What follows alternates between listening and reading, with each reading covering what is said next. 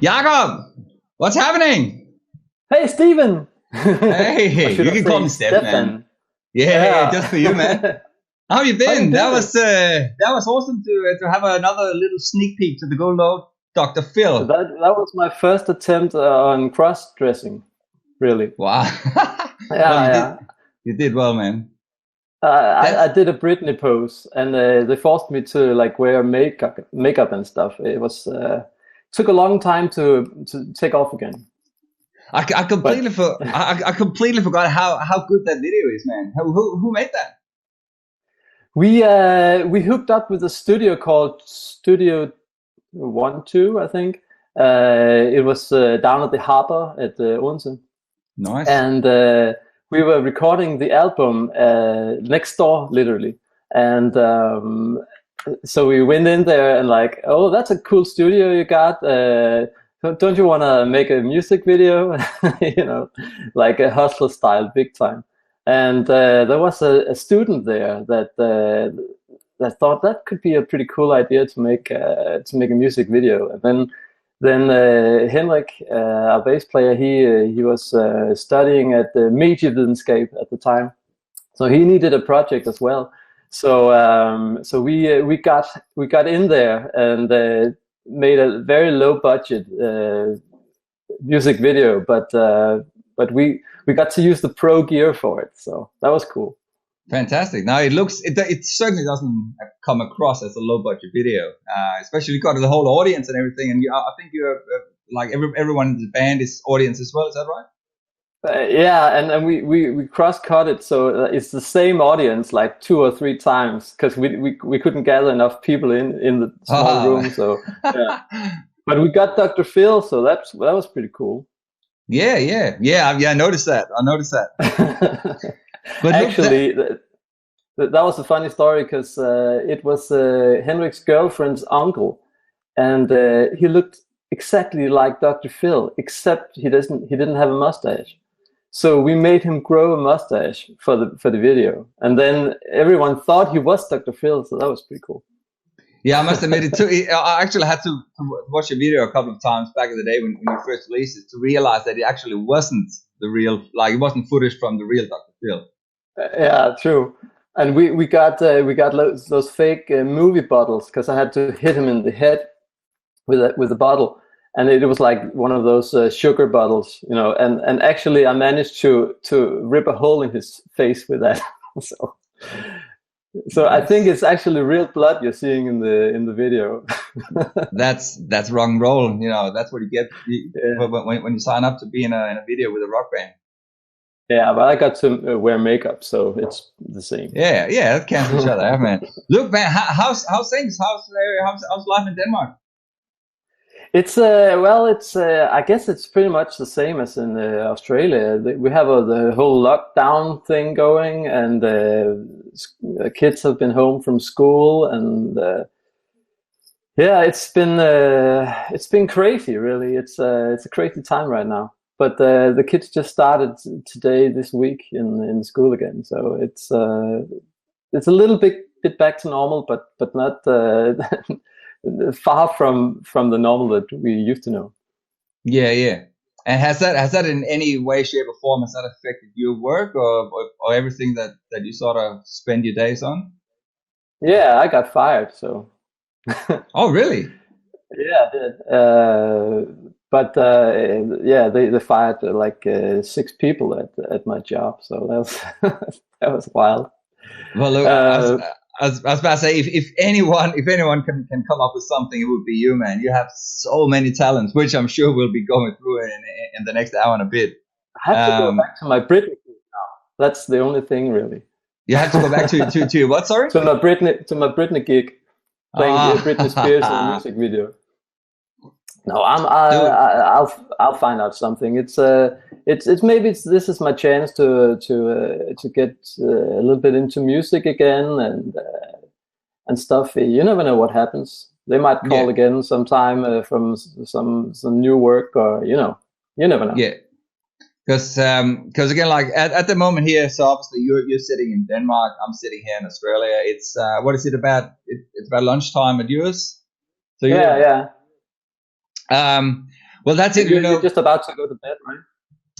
Look, at the moment, we hardly slept at all last night because of our youngest sort of kept us up. But we go to bed here about we've got a good couple of hours left before we need to go to bed. Cool. But I was about to say, look, if it's only lunchtime, you probably have written a couple of songs before dinner time, sort of giving you a repertoire. Instead, I took the monthly bath for you to have something to look at. And clean up the room, mention some guitars, and I have to admit, this is not my real studio. It's downstairs, so this is actually my office. So I just had some guitars in here just to make some moods and settings. No office without a couple of cool guitars, hey? That's right. That's right, man. Look, Jakob, one of the main things I'd like to maybe run through today is your songwriting. I think you and I started playing together back in maybe about 2000, early 2000, something like that. Yeah, I think that's right. Yeah. So it's many moons ago anyway. And for as long as I can remember, like besides obviously having our Kashmir tribute band, we've been playing a lot of originals, and pretty much all of those were songs that you've created. It actually started with that, with the whole the cover band thing, right? And we got a little bored playing those cover songs, and hey, what if we made a song and put it in there? I think that's how it started, actually. And, I think you're right. Yeah. And then we put a couple of more in, and of course it got a little weird because we were a cover band covering one other band, and then we put our own songs in there. So it ended up us making another band. Really, that's the Dinesen project started up right back there. I think that's right. And that was from scratch, really, because I wasn't the singer in the cover band, but I was writing the song, so I got the singer gig, and I was pretty rookie in the beginning, I think. So we booked a couple of gigs a couple of towns away, so we wouldn't get booed at the hometown. That's right, man. Good times. Yeah, so we got to practice, and we got a little better, and in the end we got pretty good, I think. Oh, for sure, but that's again, obviously the quality of the songs are mainly your credit, because again, look, you were sort of like the driving force behind Dino Jacks. Yeah, I put a lot of.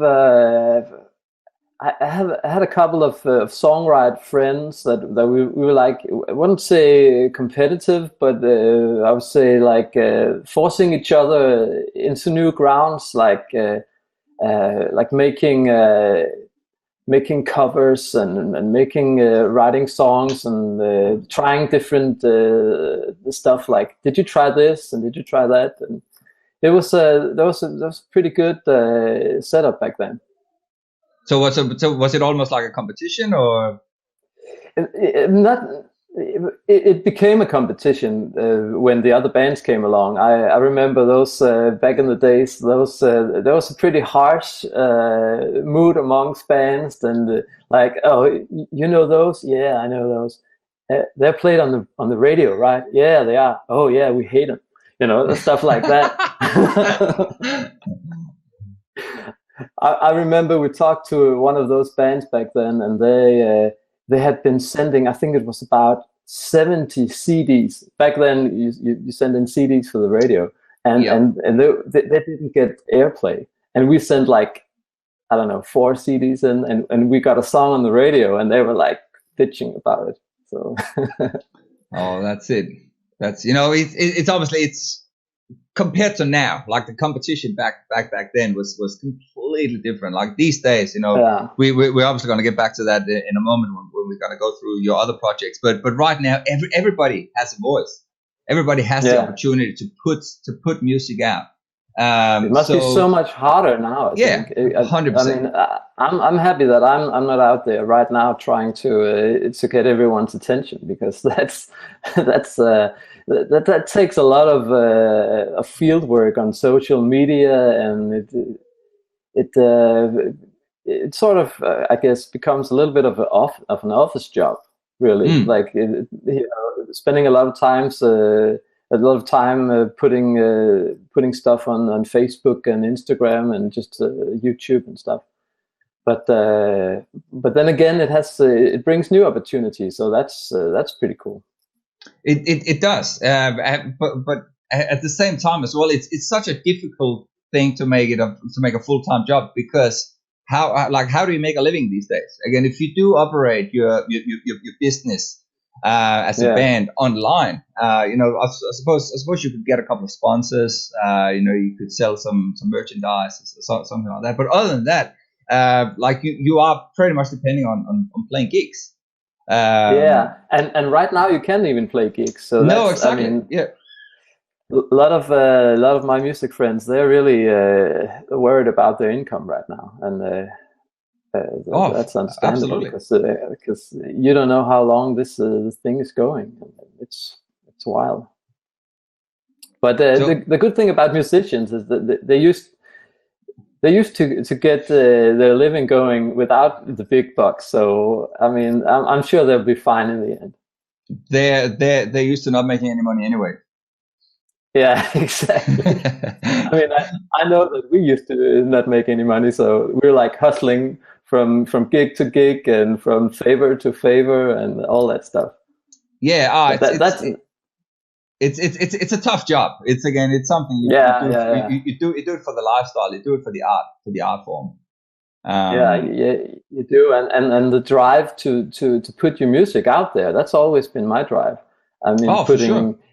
Like getting your songs out there and getting response from people. That's always been the big thing. I mean, the idea of creating a song and then share it and make people respond to it. That's the reward in itself, for me at least. Yeah, and that again, like you've in regards to Dynajacks, what was sort of like the pinnacle of that era? Because you were, I think I left the band was 2003 or something like that, 2002, 2003, somewhere around that. And how long did the band go for? Because obviously you did release, like, you had that full length album at some stage. If you could maybe run through a bit of the Dynajacks era and sort of what was sort of like your pinnacles, like your best memories from that time. I think one of the first peaks in our career was playing at Midtfyns Festival, which was a very big festival here in Denmark, and we just had a song on P3, which was the one of the greatest radio stations at the time in Denmark. So we and without being signed, I have to say, it was still on the demo level. So we did everything ourselves, and we produced the music ourselves, and that was a learning in itself. It was a learning in making music, producing it, and becoming better at gigs, and it was sort of a learning period when I think back, really.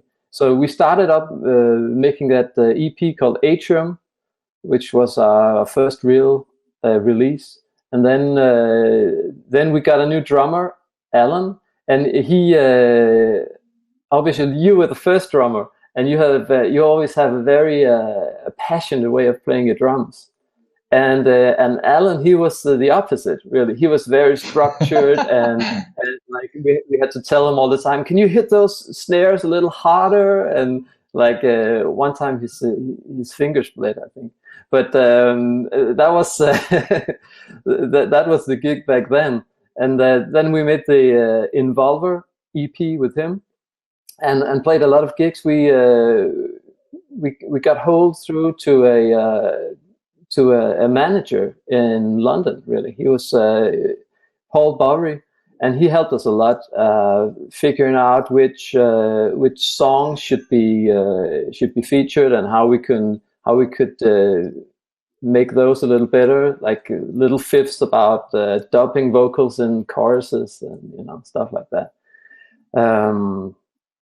And then we played a few gigs in London and in Europe. We got a little. We had very international ambitions back then. We wanted to grow, expand the whole universe.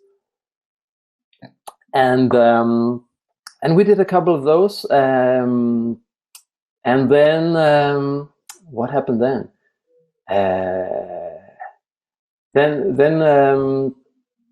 Then we got to make EP number 3. I think it was Rebound, and that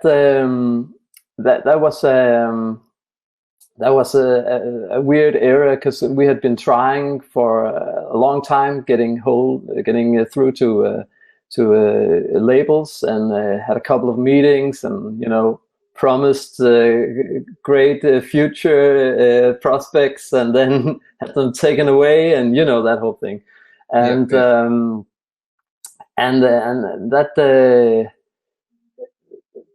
that made a little down period for us, I think, and we lost our drummer, and that of course didn't make things better.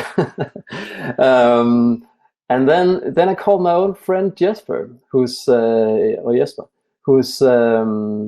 I played with like a real long time ago, and he was at a place in his life where he wanted to start something new. So we got him in, and there sort of became a real band feeling again, which had been away for some time. Really, we had a revival at the time, I think, and then we started to. Yeah, we had we also had a competitive band at the time, which actually made us want to work harder. It was Rock Hard Power Spray. Do you know those guys?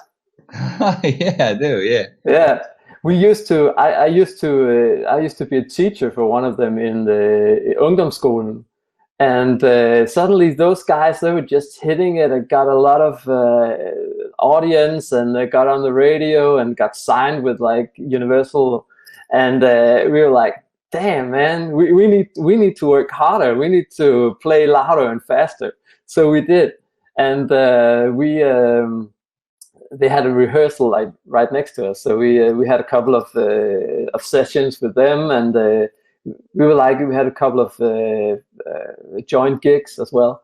And we started playing a little harder rock. I think it was always about defining the style, and that's every band's big hustle. How do you define your style? And I think we came into a period where we defined our style a little bit more rock, a little bit harder.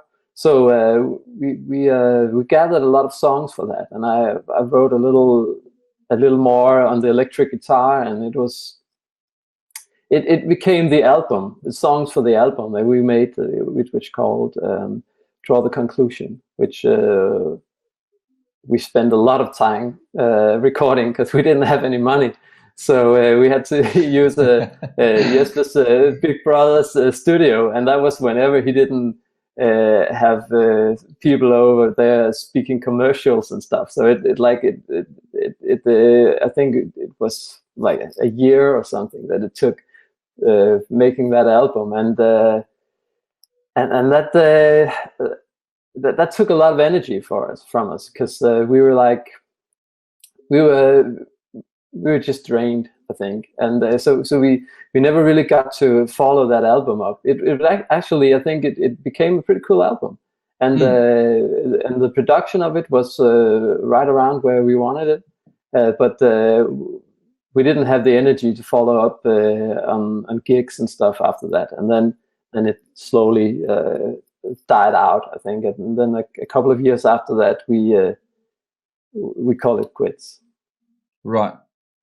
Yeah. So what do you think sort of was the turning point for it's like, it's obviously I understand it can be a very draining process to record an album for a year, especially when you have to record on off times here and there. But what do you think? Because obviously there's three guys in the band, so you have this three-way relationship. How do you think that like when did that sort of start to decline? Is there a moment that sort of stands out? I think maybe it was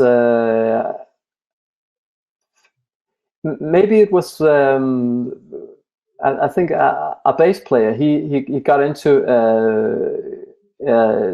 he started on an education, and he sort of took direction in that way, and I did too. I started on the media graphic designer education, and sort of it sort of took my time and my energy, and I shifted my focus a little bit, and then a drummer, Jesper, he moved back to Copenhagen, so we couldn't have like steady rehearsals anymore, and I think we just drifted apart, really. We had spent all the time and energy on making that beast of an album, and then then it sort of just drained us. I think that was the process. So life got in the way, Just use that as an excuse. Yeah. Well, we tried a lot of years. We tried like, was it 10 years or so? I mean, we started when you and I started playing in the band. It was like 2000, right? And then I think last gig with Dynajax was like 2010 or something. We had a good 10 years of trying to make it, and I was always like, either we're going to make it big or we're going to quit it, because I didn't want it to be one of those bands that like had like 10 or 15 people like showing up at gigs all the time. So I think it was a good thing. I mean, things needed to move on. Yeah. And it wasn't, obviously it's such a difficult thing to let go of, I suppose, because if you've been doing that for 10 years, it becomes a part of your identity almost. Like it becomes a part of you, because you're the guy from Dynajax. Exactly. And that was one of the things that made me realize that I needed to change, because every time the band got down, I sort of got down. It was like my downfall when the band didn't work, and I needed something else. I mean, I needed something, maybe something that was a little more stable, or maybe something.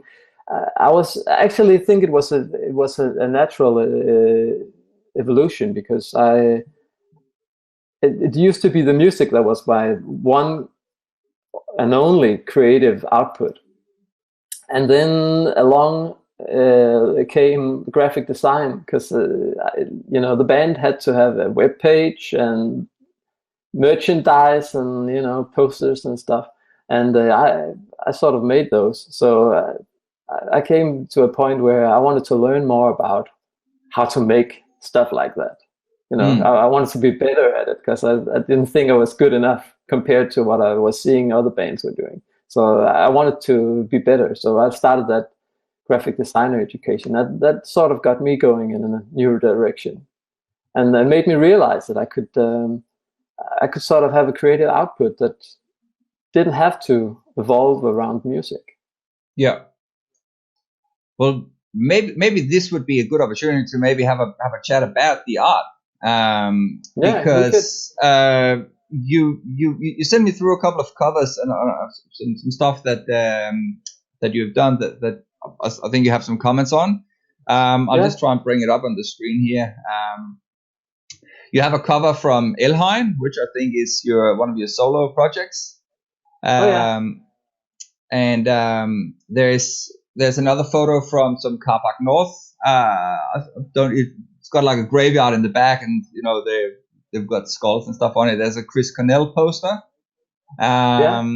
which looks like something from a James Bond movie or something. True. Then there is running for the headlights, which is a deer. Looks pretty amazing as well. And the last one is an album cover for the White Album. Yeah. Yep. That was actually, yeah. I was about to say, do you want to run us through the stories behind these ones? Sure. Which one do you want to start with? Because I can't see them on my screen, so you just pick one out. they are just running on a slideshow. So okay, cool. The Chris Cornell poster was actually it was a poster competition, and he was about to play his songbook tour, which was a little more acoustic than the stuff that he had used to be doing.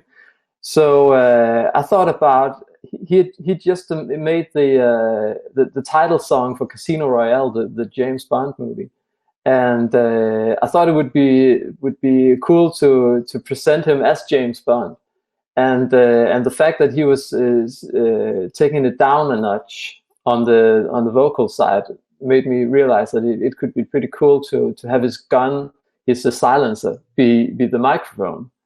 So that was the story around the poster, and it was in New York City. So of course that the skyline had to be like the backdrop of the image. So that was the story behind that. Yeah. And what about the White Album?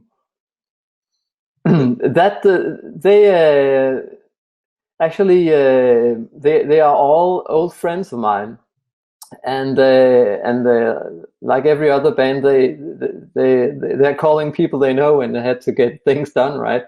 So they called me up and said, we have some trouble making this cover. We can't really figure out how to do it. We have a couple of photos, but that's it.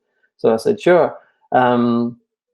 Let's have a look at it, and I did the cover with their photos, and then they needed a T-shirt, and I thought, wouldn't it be cool, because they all had like long beards. They all were like lumberjack types, right? They had like crazy long beards, and I thought it would be fun to like, what if those beards were like winded into each other and mixed up. So sort of like a doodle style. Yeah, so I did their faces with just the doodles with the beards, the faces coming out of the big doodle. That was the story behind that one. And they ended up using this for an album. And they did it for the merchandise as well. They made some T-shirts with that, and then I did the CD and the LP cover layouts. So yeah, that's been my my contribution to the music scene these past couple of years has been like on the graphic side, really. When I don't have a band that can come out, then I can contribute with some layouts instead.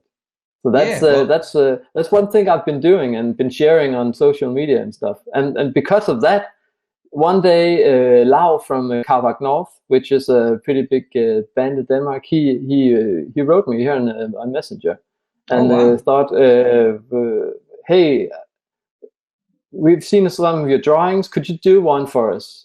And I was like, sure. What do you have in mind? And he was very much into 80s heavy metal T-shirts at the time, and I was like, cool. I mean, I would love to do one of those Iron Maiden style, crazy with skulls and lightning and just everything you can imagine, really, graveyards and stuff. So I came up with an idea that actually mixed all of those together. Like, I want lightning, I want skulls, I want graveyard, I want it all. So we had some discussions about what it should be. So I ended up making a quick sketch for him, and he was like, "Whoa, yeah, sure, let's do that." And then it actually was a collaboration between me and Lau. I didn't know at the time he was actually. He actually is a graphic designer as well. So so here we had some ping pong with that. It was a pretty big PhD, which is a Photoshop file. I was making the sketch, sent it over to him. He put some colors on it. He sent it back, and then I made some refinements on it, and it was very much a collaboration. So it was that was a pretty that was a fun gig. So we it ended up becoming the spring merchandise T-shirt a couple of years ago. Yeah. Oh, wicked! Yeah, because that was going to be my next question. Like, what did anything come out of it? Like, did they use it for a poster or merchandise? But that's awesome. They used it for like a limited edition T-shirt stuff thing. Yeah, but that was fun. That was a very fun fun gig. Yeah, awesome. And then again, you have I suppose that sort of brings us back to the musical track again. It looks like an album cover for Helhammer, the Electric Shock. Yeah, and the Electric Shock, exactly. It's always been my big issue finding names for music projects. Dynajax, it was my email, my Hotmail address. So that became the band name. And making the next project, I had a dating profile because I was doing a little bit of dating at the time, and it was called Elheim. So I thought, okay, cool, that's going to be the next music name, right? Music project name. And so I put it in there, and it was basically just me keeping writing songs in the post Dynadrax era, and I just wanted it out there. Really, I just so I made a small project there. Yeah, cool. And then it's always been hard, mixing your creative outputs. Is it music? Is it graphic design? What is it? And then I decided to let's mix it. Let's mix the two of those. So I made the Super Sun project, and it was about finding inspiration for music in graphic design and making graphic design based on music. So it was like finding the right combination between the two of those. So I could have a T-shirt. This T-shirt I have on right now is one of those projects. It was just a fun T-shirt I did, and it just laid around for a couple of years, and then I thought, well, could this be a song? And if this was a song, what would it sound like? And so I did it, and realized that actually different song ideas come out of approaching it that way. So I started to do that, and try to do it the other way around. Like, what does a song look like? So I took elements from songs and put it in and made pictures out of it, and that sort of became a drive. Because if I didn't have the idea for the song, maybe I had the idea for the layout. So that became the Super Sun project, and I think I've made like almost 20 songs now and 20 T-shirts, because that was the thing. How do you get that art out there? How do you? I thought I didn't want to sell the music, because music can be found anywhere at just by going at SoundCloud or YouTube or stuff. So I just decided the music should be free, and then you could buy the T-shirt if you wanted, if you thought the song was cool. That's super cool, super unique as well. I just had a peek on your website, and I put the browser on and just scrolled through it. Oh, cool. And yeah, there's so many really, really cool looking shirts. Cool, thanks. But I suppose again, you know, I'm in with your talents and with your drive. It's yeah, I'm not surprised. But yeah, it looks really cool, and how it's set up, like the whole website. It's like, again, it's super user friendly as well. Like, you log on and just have all these different shirts, different colors as well. This project, the Super Sun project, was actually putting all my skills at work at once, because like you said, there had to be a shop, there had to be a website, and I had to code that from scratch. So I coded everything from scratch, making that the learning how to do that was one of the things, and adding a shop to it, and making it mobile friendly, and you know, all that stuff. So that was actually me trying to adapt some of the education I had, mixing it into it. So that project became like sort of a mix of everything, like from web design to coding website, to writing songs, to making a shop, and you know, everything. Yeah, so Well, that was that actually has been one of my favorite projects lately, because you can always put new stuff on it. It's like, you have a new idea for a t-shirt, sure. Is it a song? Could be. Not yet. Not yet. Yeah. Well, maybe that's something for you to do now when you have to go out and look for a new job. Maybe you have to just expand your t-shirts, or your clothes, your clothesline. Could do. I mean, I've been finding myself getting more and more into illustration lately, and I think that's very exciting. Going into that, different expressions and developing a style, and yeah, so could be.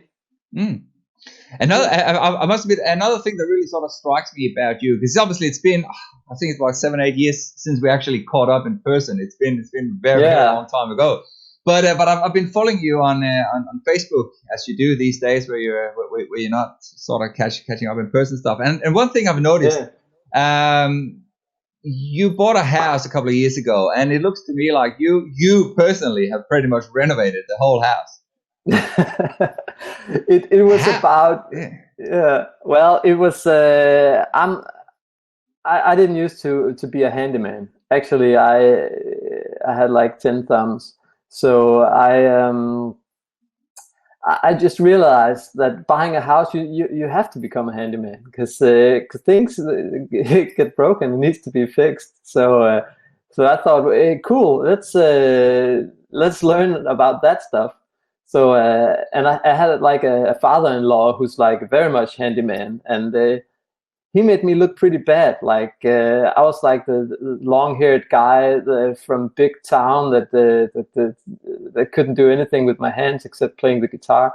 So maybe I needed to step up a little bit. So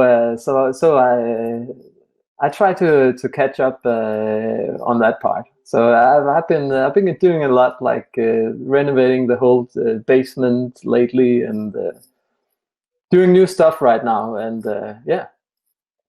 So some of the photos that you put up, I think a lot of them are on your Instagram as well.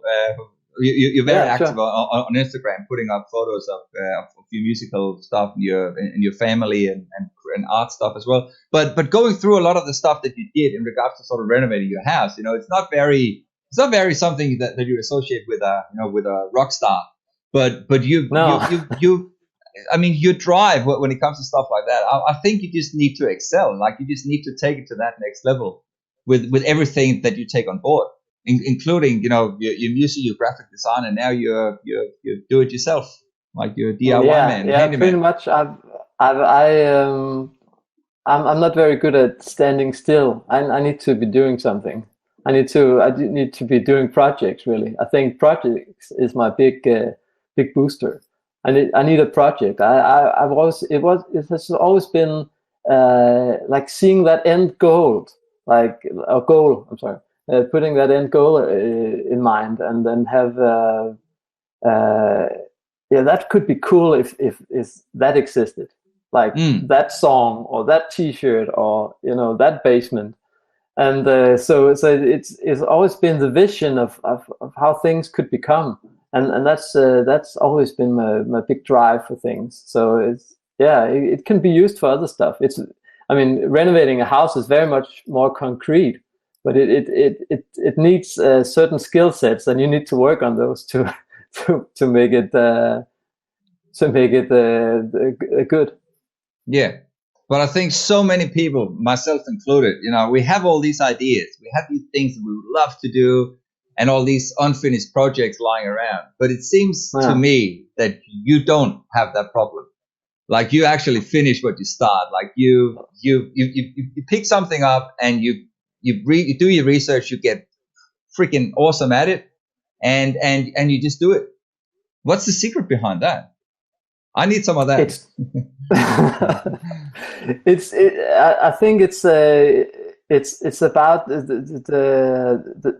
feeling that you get when you actually finish things. It's sort of a drug, really. It's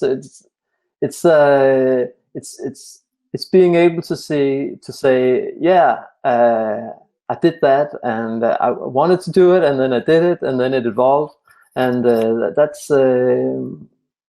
Yeah, it's just the satisfaction really on getting things done. But as soon as I get things done, I find something new, right? So it never stops. But that's very typical for creative people. As you said yourself, you can't just stand still. You need to be moving. You need to have new inspirations. You need to have your hands full. You need something. Yeah, to basically. Yeah. And I suppose again. You became a dad a couple of years ago for the first time, and you had another one was last year. Yeah, she's like a year and a half now. So so I got my hands full on the whole parent gig, and you know what that's like. oh, for sure, and that again, especially being someone who is creative like yourself. Yeah. How the hell do you tie everything in? Because being a dad is a full-time job. And then when you need to fit in all your music, your handyman skills, and your graphic design, and how do you do that? It's pretty much impossible, really. So not for you. I don't sleep that much. I have like 5 or 6 hours sleeps. That's it.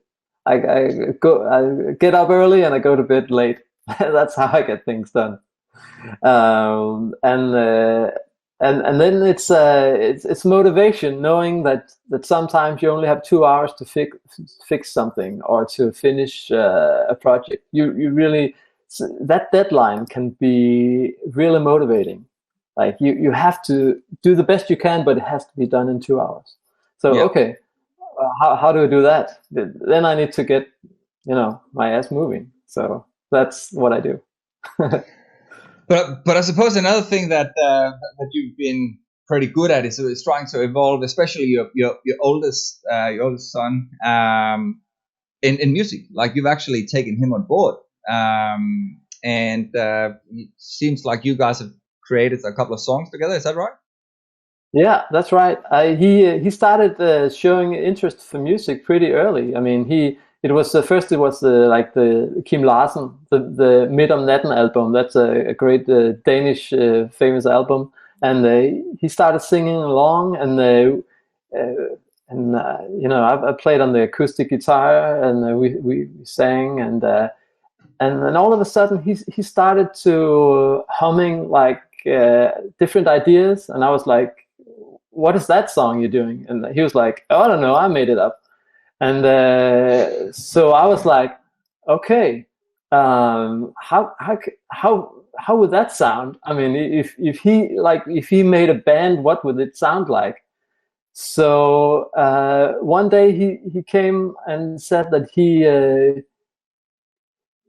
had done a song, and I was like, okay, what's the song? And he said it was called Rulledut, which means like rolling dot or something. It was just a word that he invented. And so I was like, okay, how does it sound? How does so he started humming like a riff, da da da da da da da da da da, and he kept humming it like over a couple of weeks, and I was like, yeah, let's go down to the studio, let's try this thing. I mean, let's try to make it. So I took him down to the studio and like made a basic drum beat, like just on the machine, like do da do ga gu gu, just so he had something to put his idea on. And then I just hooked up a mic, and then I was like, okay, do your song. So he just out of the blue just made like he wanted to make a song in English, because he was a big Iron Man fan at the time, and he listened a lot to AC/DC, so he wanted to do that. Basically, he didn't know any English at all, so he just made some like mumbling words, and then that Rolledut on top of it. So it was like a big mess, but it had a beat to it, because I put a beat on it. And then I cut all the bits and pieces that he did together, and it's sort of become a song. I listened to I sort of remembered Steve Vai. You remember? You know that guy? Oh, of course, big guitar player. Yeah. He did a song back like 20 years ago where he had his like infant son saying stuff. And he was like responding to it with his guitar. So I was like, yeah, that could be cool, because all that crazy English mumble, that could be something like that. So I said, I sort of made that into a project. Okay, let's do all the verses like that. So all the verses is him mumbling crazy stuff and me trying to respond to it on the guitar, and then the Rolledut chorus. And that pretty much became the song. So what do you do when you've recorded the song? You make a music video. So I just had a new phone, and I was like, yeah, let's see what that can do. And we went down to the local school and did some takes just of him just like flipping out, being a rock star. I mean, he had this idea at the time that he was just too cool for school, so we went to a school to record a music video, and that became the Rolledut video.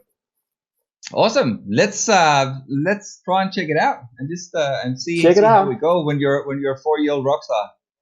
Yeah. Awesome. I'm just going to put it on here. We can check it out and have a little chat about it. Yeah, cool. Let's do that.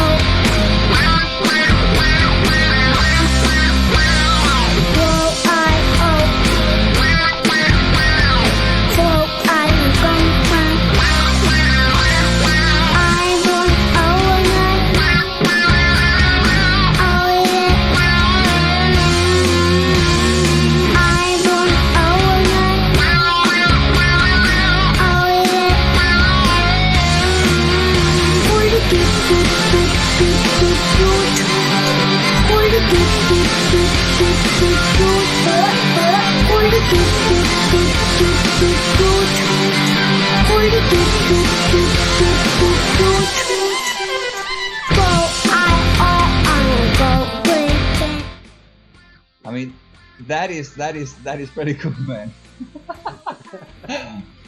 And he's got his AC/DC hat on and everything. Yeah, he was so rock and roll. I mean, it was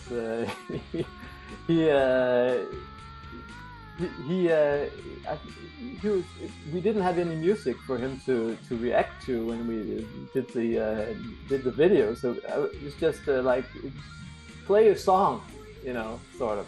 And he was just lip syncing to himself and jumping down from the playgrounds, and I think we did that for like half an hour, and then he came just like totally exhausted and saying, "I'm done." That's And it. so yeah, so just we cut it together on the phone, and that's it. Really. So you made this video. So you shot and edited this video on your phone? Yeah, sure. Man, you should have done that back in the day with Dino Jacks. You know? If I had a phone back then, being able to do that, I would have. Yeah, I mean, and yeah, and that pretty much was the thing, really. Because if I had been able to do that back then, we would have done a lot of stuff ourselves back then as well. I just thought, let's see if we can do this ourselves, and can we make a video like that? And I mean, it's actually pretty easy. I mean, it's just drag and drop and putting a track behind it. But that is, but that really, like, you look, if he's only 4 years old, you know, and again with a father like yourself, you know, who knows where he can take it. And if you're saying already he's got that rock star ego to begin with, that's awesome. But as you know, with kids that age, interests change very quickly, and I've been very much into not pushing him into doing something. I mean, it should all come from himself. Yeah. And because if I try to push something onto him, like, hey, could you do that? Can we do that take again or something? He would like be starting like, no, I'm done here. And so everything had to be on his terms, and that was the fun part for me, because we did another song after that, and he just went in there without a beat or anything and just sang some words, and then I had to find the chords and the beat to it afterwards, and that was pretty funny because that took me in like directions I have never gone before. So that was pretty cool. So I don't know if we'll make a third one day. Maybe it should be him coming to me and saying let's do another. Then of course I'll be ready. Well, it's also amazing that you actually have the facilities to do that. Like you have your home studio. You know, you got so much gear, and more importantly, like you actually have the capability to sit down and do this. Like, look, how crazy is that? If you went down to the playground for half an hour with your mobile phone, really, and you shot him running around with his AC/DC hat and his sunnies on, man, that's awesome. And he's 4. He's 4. Yeah, he is. He's 5 now, but he was 4 at the time. But I think the secret behind having fun as a parent is trying to get your kids sort of roll into your own projects. I mean, because they think it's fun because you're excited about it, and then you think it's fun because they're into it, and that's. I think that's a lesson learned there, really. I mean, if you can sort of get them into it, otherwise it will get like, you know, that you're trying to make a project at your computer, and your kid is like, can I come along? Can I try to touch that? And you say, no, it's annoying, and don't. I mean, if you have the chance to get them involved in a project, you should do it, because that's it's been a lot of fun for me. Yeah. It shows. Like you can see, you can tell his excitement from the video as well. Does he play guitar as well? Because obviously he was jamming around like. He's just not so much. He's pretending, really. I mean, he's just he's doing all the poses, and but no, I think actually he's been playing a lot around with GarageBand on the iPad. That's actually, yeah. He's sitting doing beats on that, and then it has like a virtual guitar as well, and you can do a lot of stuff on GarageBand. Actually, I have used GarageBand a lot for the for all my Super Sun songs. Yeah, Super Sun songs, and because I don't have a keyboard, I mean, so I was like, how do I get keyboard stuff on my recordings? And I You was don't have like, a okay, keyboard. and I don't have a keyboard, but I use my iPad. Wow. So I just use GarageBand and then use the keyboard, just using it as an instrument, really. Yeah, so That is that's crazy, that man. gives a lot of fun stuff. So I made a song, one of the Super Sun songs. I decided to make an iPad solo. I wanted to do a solo on an iPad. That was pretty crazy. That's insane. I've never heard of anyone do this. Like, It's it's a pretty neat thing because it's just moving your finger around, right, on the virtual keyboard. But you can do some stuff with that. which song is this? I have to check that out after. It's the Running for the Headlights. Oh, cool. The one you had the shirt That's for. yeah, exactly. It's in the middle of that song, and as I recorded it, I was like, oh yeah, so this is like the perfect place for the perfect spot for the guitar solo. And I was like, yeah, sure, but I've done a lot of guitar solos, so let's do an iPad solo instead. Yeah. Speaking of guitar solos. Exactly. You have some stories to tell us about guitar solos. Yeah, because the guitar solos has always been my kicker for playing music. I started playing the guitar when I was 13, I think, and back then it was a very competitive environment on the guitar scene, and of course I wanted to learn some difficult parts. And so ever since it has always been like an ambition for me to take it that step further when playing guitar solo. So I do a lot of thought about solos and how they fit into songs and how you can how you can make them special, really. So that has been one of my big focuses. Well, look, do you want to tell us a couple of stories? Because you were kind enough to send me through a couple of solos that you had a sort of a special relationship with.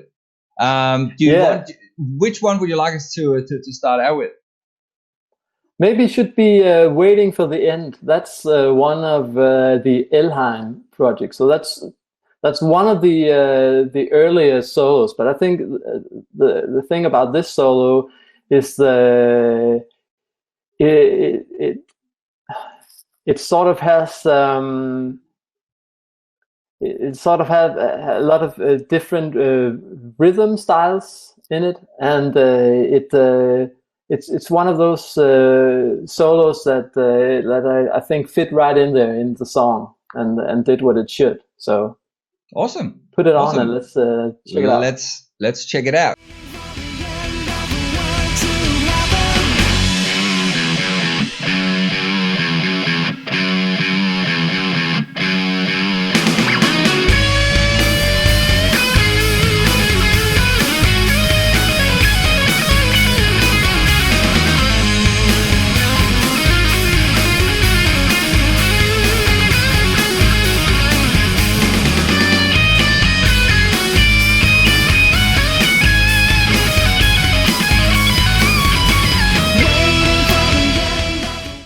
The thing about this setup is that I can't hear the solo. Only everybody else can. So it's I'm like playing it in my head. Yeah. But you have heard this solo more than any of us. Yeah, I know how it goes.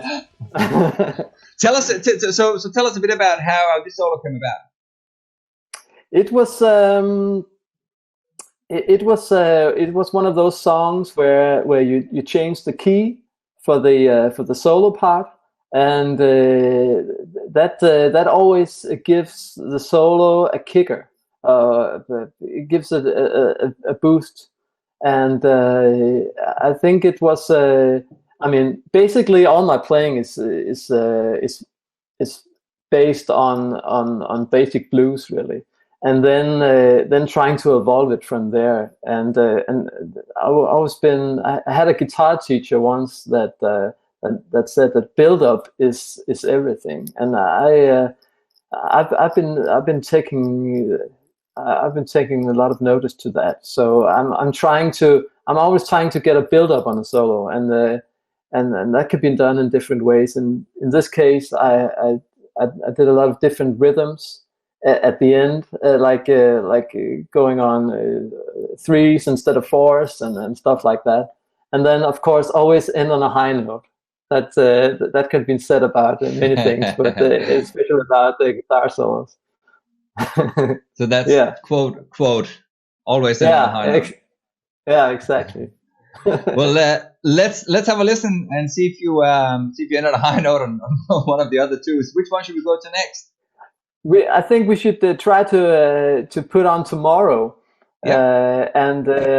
Let's hear it and let's talk about it afterwards. Here we go.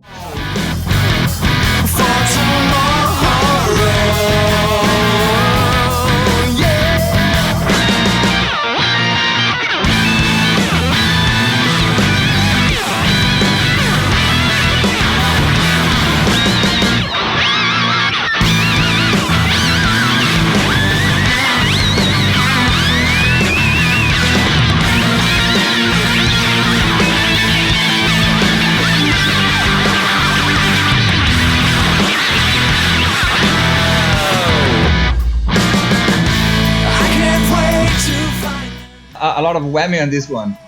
That's exactly. So what's the secret behind this one? Yeah, go for it. Yeah, okay. The secret behind this one is that when we did the recording of the song, there wasn't planned any solos. It was just an instrumental piece that was just supposed to become sort of a B part for the song. And listening it over, I thought it got a little. It needed a little more spice to it. So I just had a whammy bar at the time, and I thought let's see what that can do. So basically, I just played gibberish. I mean, it's there's not much melody to it. It's very much about expression and trying to play with that whammy bar. And but that made it point in a very different direction than the first solo that we took.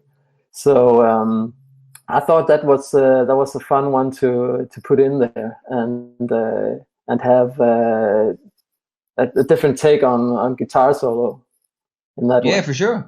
There's almost a little bit of some Tom Morello inspiration. Yeah, you get that when you put a lot of whammy in there, and that's Tom's big secret, really. He I suppose so. Yeah. He uses a lot of whammy and uses a lot of turning on and off the humbuckers and that stuff, and that's that he's always been very playful with that. And this was my take on doing something else. Yeah, awesome. No, look, it certainly becomes almost like I suppose like a signature sound for him. Let us try and check the last one out and see if there's like a sort of Dino Jacks or Jakob Dinesen's signature solo sound. Because the last one here, do you want to introduce that first? It's this is maybe mostly this comes closest to my signature take on a guitar solo. I think this is a ballad, and as you know, all ballads needs big solos. So this was the big ballad that needed the big solo. So this was about having some signature notes, getting back to those and trying to emphasize those, and then of course making it speeding it up at the end. Excellent. Let's have a listen. Yeah. Let's have a listen.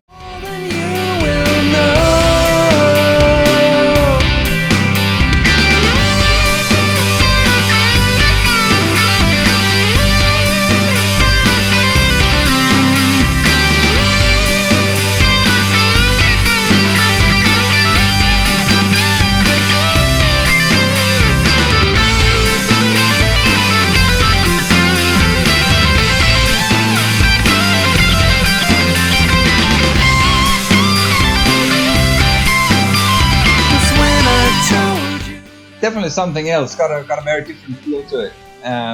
But again, This was, suits the song and the build up very, very well. This was one of those solos that is like more about melody and trying to make evolve that melody. And actually, it's the bits and pieces of the melody of the song trying to evolve into a guitar solo. And that's what I think it's one of the tricks that you can do when you're doing ballads. It's very much about melody and very much about evolving it and then give it that extra peak. Yeah. But so look, yeah, so the last song here, which of your projects is that from? That's from Super Sun. That's a t-shirt song. Yeah, exactly. and this song was very special because this was actually the song that I wrote to my wife and I gave her as a wedding present. Oh, isn't that sweet? Yeah. No songwriter without the love song for the wife, right? That's it. Well, where's your inspiration from? Because I mean, if you go back over the last 2 decades, because you've been writing music since early 2000s, where do you draw your inspiration from? Because you have so many different genres within rock, of course. Yeah. It's the pop rock genre crossover. I mean, musically, it's very much about. There's a couple of bands that I've always been trying to sound like, if you like. It's bands like Jimmy Eat World and Audioslave.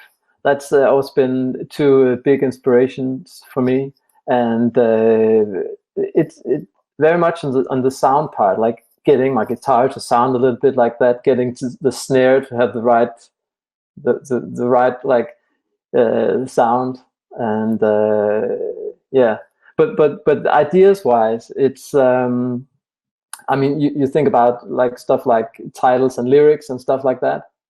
No, in general, like how do you work? Yeah. Like it's obviously, I suppose a title for a song. Sometimes I'm guessing it probably just lands on you.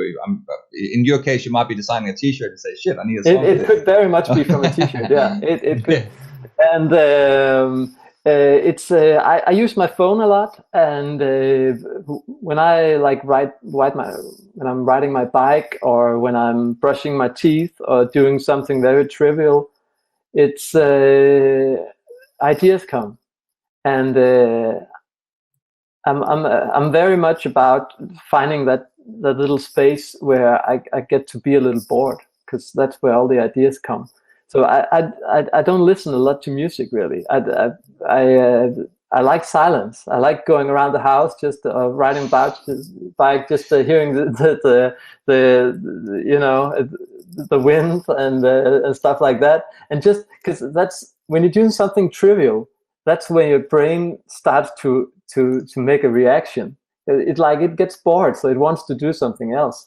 So it generates ideas, and it could be small.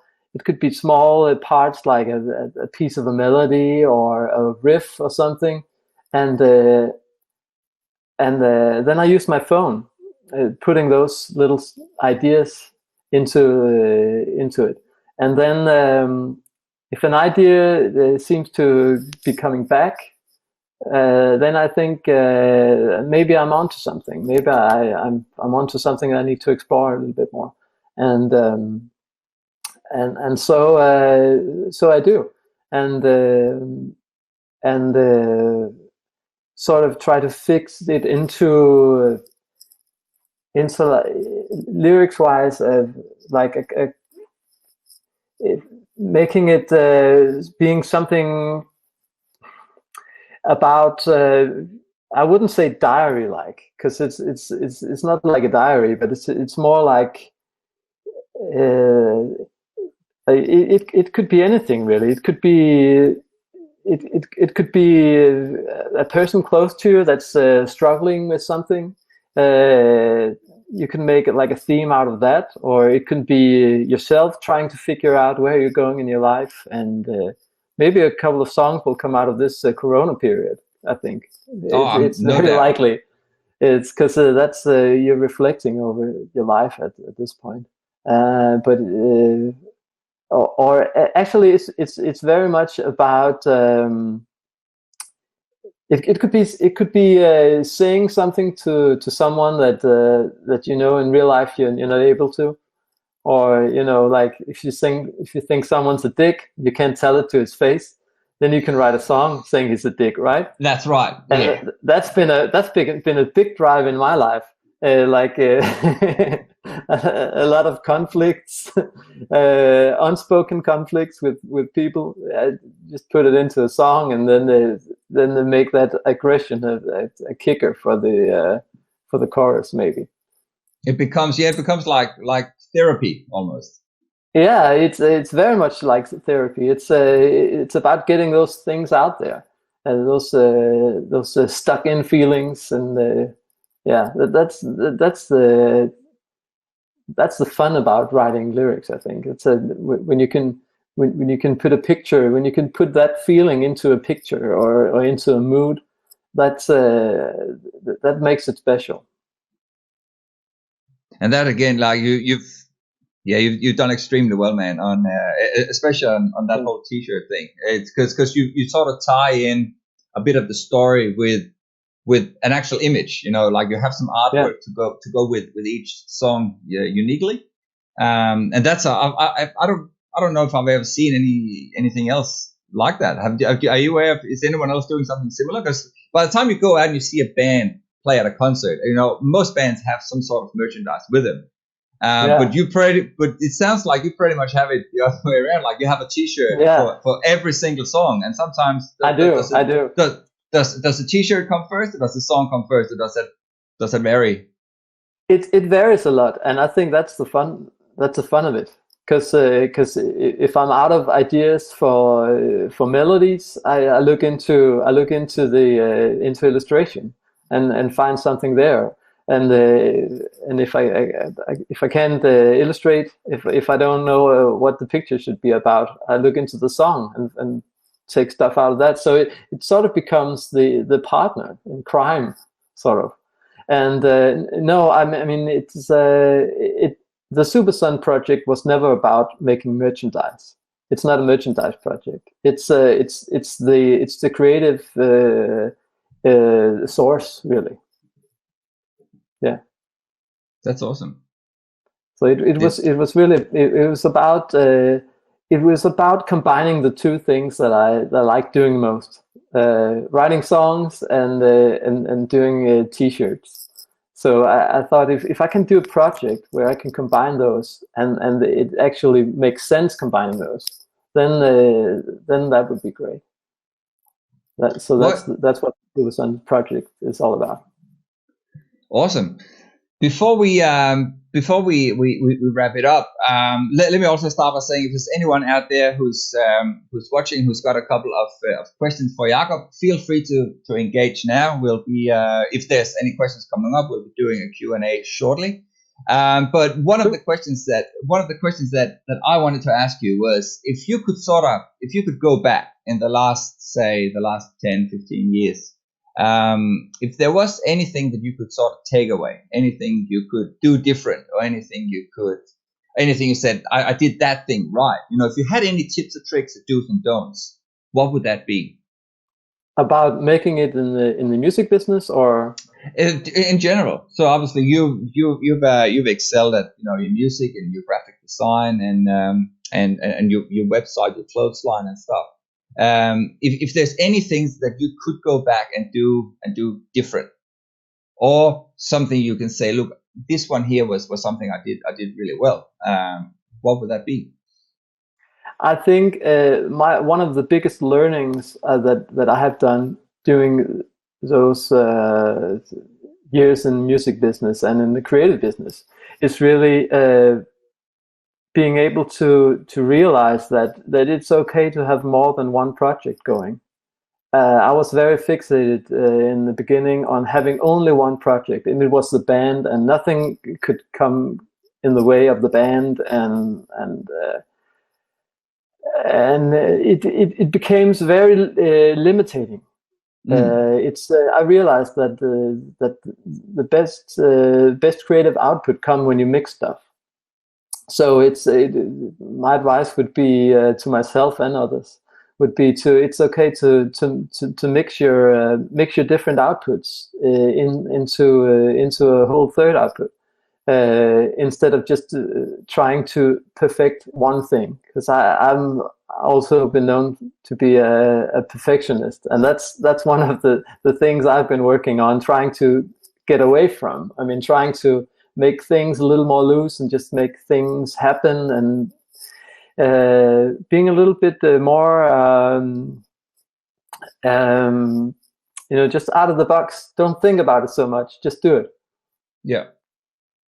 And is that also how you came up with all those beats? You've done a lot of album covers and beats. I think you put them up on your Instagram as well. Yeah. It's tell us the story behind that, because that's quite unique as well. It was actually it came about because I just renovated the basement, right, and we had some problems with some water coming in through the walls and stuff. So we put some stuff on the walls so the water wouldn't come in. And then we fixed all that. And I had to put something on the walls that didn't require any drilling. So I thought that those bead illustration could just be put up with what do you call that? Fence nut. What do you call that in English? I don't know. Blue tack. Yeah, exactly. So yeah. I put them up with that, and then I decided to do a whole wall with it. So that was the creative drive making that. So and then I had made one one line of was it 8 or 9? And then I had to do. Then I made a couple of more of those, and then of course I needed to do the rest. So that became the drive for making those. Yeah. Because I remember. I think are they on your Instagram? All these covers. Yeah. Because I remember back in the day when you started doing them and you kept posting them, so I was like, wow, that's another thing, that you come up with, and some of those album covers that you did, yeah, they look really cool. Like it was thanks. I had like those transparent bead grids, and I realized that you could just put a CD cover under it, and so I did. And just trying to build it, and it was very fun because you have like limited pixels in there. I think it's like 29 by 29 or something, and you had to have a cover there and being able to recognize it. So I think I started with the Nevermind album by Nirvana, which is one of my all-time favorite albums, and then it just evolved from there. Yeah, that's look. I definitely encourage people to go in and check out your Instagram in general, because again, it's just sparkles of creativity. There's so much interesting stuff there. I've got for people watching down the bottom here, you can see the other sort of pages where you can go in and check out Jakob's stuff, including the website, the Super Sun website, and obviously your own Jakob Dinesen .dk as well. So that's more like illustrations and stuff. Yeah. So that's more your your personal graphic design. Yeah. Awesome. Let me just see if there is any questions. Does anyone who's got any questions, now might be the time to pop them in, because I think we're going to try and round this up shortly. The last song that we're going to listen to, do you mind giving us a story behind the last song we've got? Oh, and what was that? Was yeah. His name is yeah. That's I have an old friend who's very much into retro villains, and I thought we've been ping ponging about which was the coolest retro villain, and we came to talk about Jaws from the old James Bond movies. You know, the one that has the metal teeth, and he was scary, and he was a little bit funny, and I thought it would be pretty cool to write a song about him, just putting in like a homage, like trying to give him his the fame and fortune that he deserves.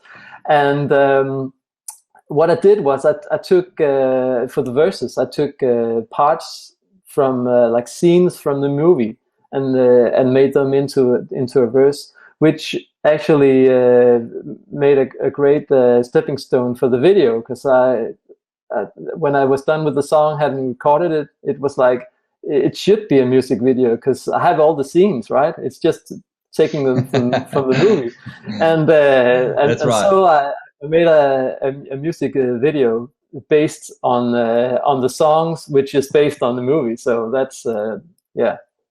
So this Plus, is like it was one of those songs where I experimented a lot with not playing guitar all the time.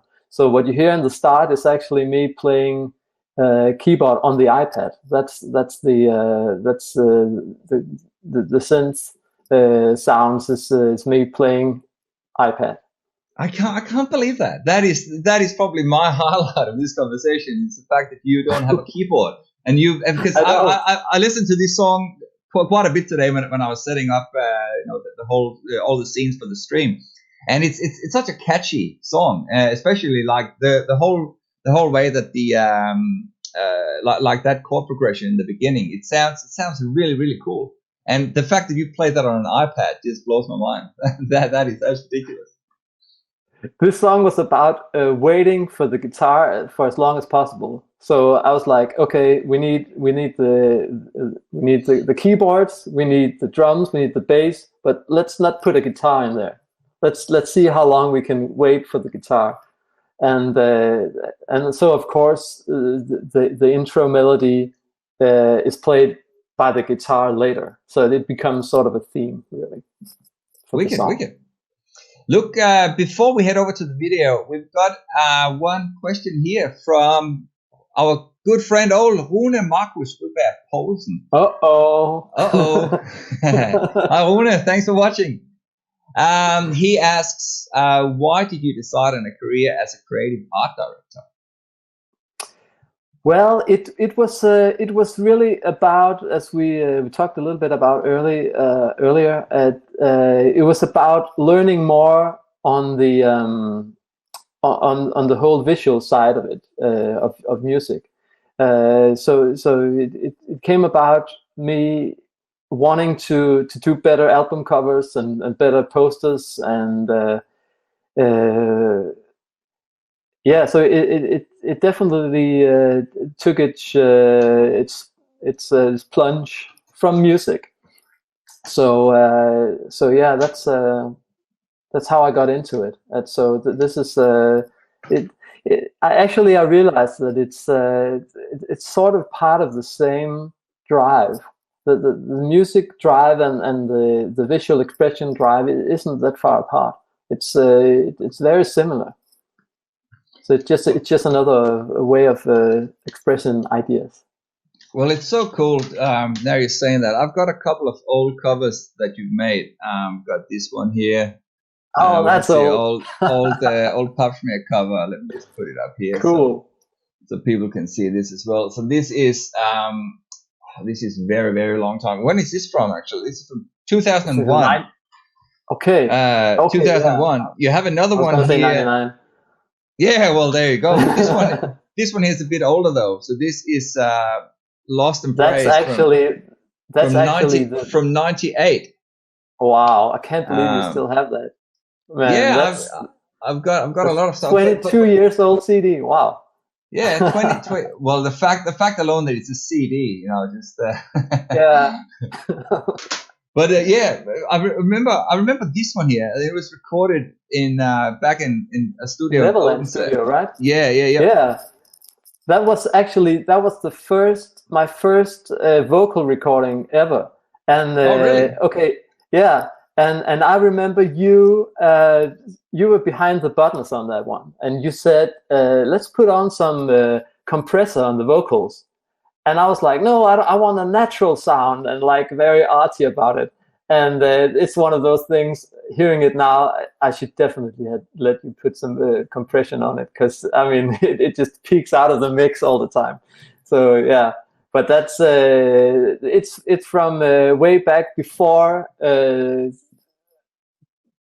anything I want people to listen to today. So that's it's one of those things. We'll keep it. And I just noticed as well on the cover here, it says we got Klaus Arvald playing bass. He's a guy from the White Album. Exactly. Yeah, we were a lot of guys back then that played in each other's bands and in each other's projects, and that's always been a great thing. Being able to mix all those people and all those different expressions in there. So yeah, right, cool. Back in the day when we were all young and restless. Yeah, where we still believed in rock and roll. Yeah, I suppose you never stop believing in rock and roll, but you sort of, as you said before, life gets in the way. You have other priorities. You've got stuff you've got to attend to. But look, if only it was a lot easier. I still have a dream making a band one time. I mean, I'm not done with playing in bands, and I think it will come about again once the setting is right. So that's one of the reasons I renovated the basement. It was making a music studio, and maybe a rehearsal facility as well. We'll see about that. One day when I'm back in Denmark in 2025 or something, when all this Corona stuff is over, we can do a song together. Or maybe we can do one remotely. We can. Yeah. That'd be awesome. Man. We should. Jakob, it's been absolutely a freaking pleasure having you, man, and hearing all your stories. Me too, man.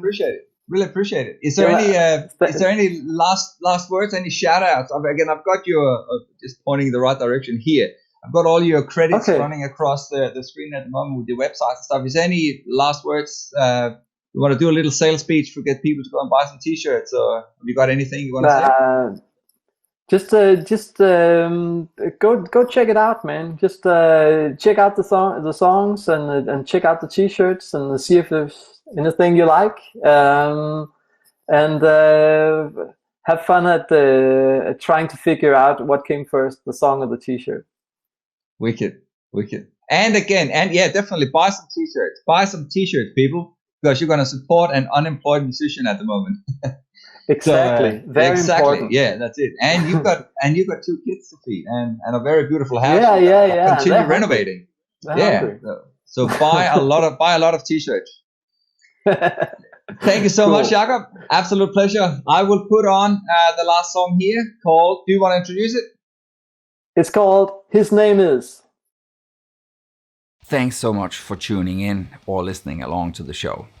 If you like the show, please don't forget to leave a 5-star review and subscribe to my social channels. It doesn't cost you anything, but it greatly helps me to build my networks and my chances of getting sponsors to keep this show running.